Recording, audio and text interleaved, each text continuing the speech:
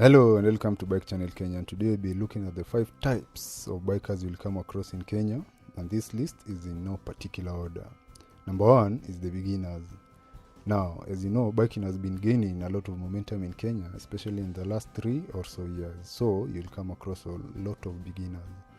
You can know them by the way they ride, often very stiff on the bike and holding on the handlebars for dear life. And if you are a beginner, don't worry, we were all there at some point, and that is part of the learning curve. Also, when you need any help, ask anyone who has been riding more than you. Number 2 is the track-based talk Stuntman. Now, this group has always been there, but recently has gained a lot of following, with tracks like Whistling Moran and TGRVC becoming their playground. Wheelies and knee-downs are their signature moves. I remember one day, I think in 2017, when I was on Thika Road, and then boom, Evans Acid Boy passed me while doing a wheelie at 160 kilometers per hour. For a moment, my mind didn't just understand what I'd seen, and it was both terrifying and cool at the same time. I have since learned how to wheelie, though I restrict all my wheelies to dirt bikes. And while they may look reckless, wheelies also show a mastery of skills like bike balance, throttle control, clutch control, rear brake mastery, and so on. And trust me, when you hit the balance point and the bike becomes weightless, oh my, there's nothing like it in this world. Also, when you are practicing, make sure you practice in a safe environment. Number 3 is the adventure / random guys. Now, as the name suggests, this is a category for adventurers and random rides to nowhere in particular. You see, what car guys don't understand is that riding a bike is so therapeutic that you will just fill your bike up and go nowhere in particular. I mean, there was a famous case of a guy who went on for a random to Namanga border, and before he knew it, he was in Malawi.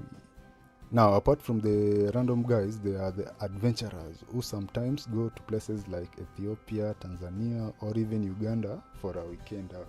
And then there are the more advanced adventurers who go to places like South Africa, Cairo, West Africa. But nothing can beat the couple that decided going to South Africa is amateur stuff and decided to go around the world, but COVID hit and they never finished the journey. But they sure put Kenya on the spotlight. I will leave their channel link in the description below so that you can see the world like you have never seen before.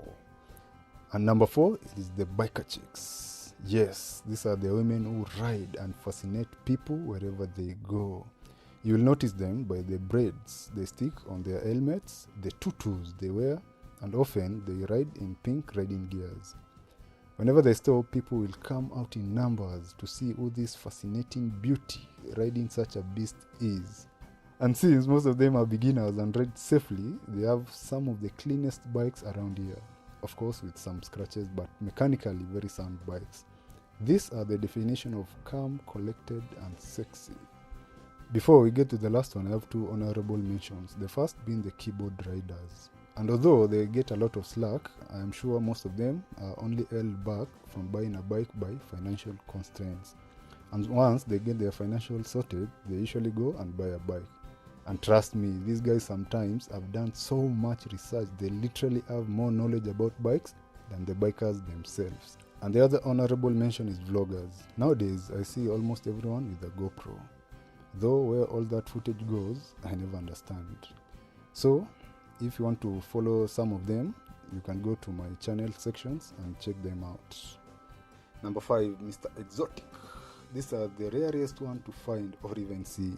And when you even see them, they'll be most probably in a bike you never knew existed, let alone knew it was in Kenya. You'll find them wearing the latest riding gear, often matching to the color of their bike. And when you ever catch a glimpse of them, they'll be willing to tell you more about it, because if you're honest, they didn't buy an exotic bike to keep quiet about it. And if one spends around 1 million more on a limited edition bike than the standard one, and at home their spouses or even family members never notice the difference between the exotic bike and the standard one, trust me, when you meet them and ask them a question about their bike, you'll be in for a treat. So there you go guys, that is it for this video. Did I miss something? Let me know in the comment section below. See you on the next one. Ciao.